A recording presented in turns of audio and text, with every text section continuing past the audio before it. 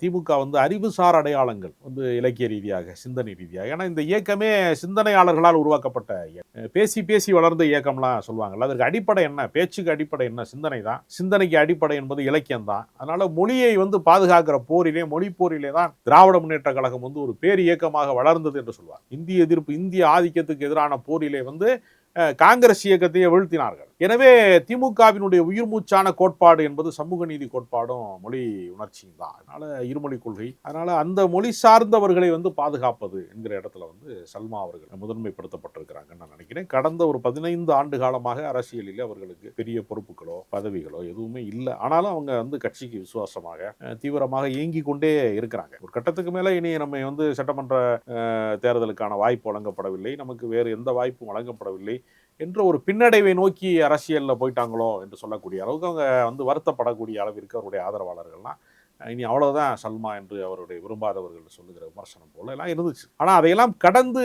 அவருக்கான அங்கீகாரத்தை திராவிட முன்னேற்ற கழகம் வந்து தந்திருக்கிறது.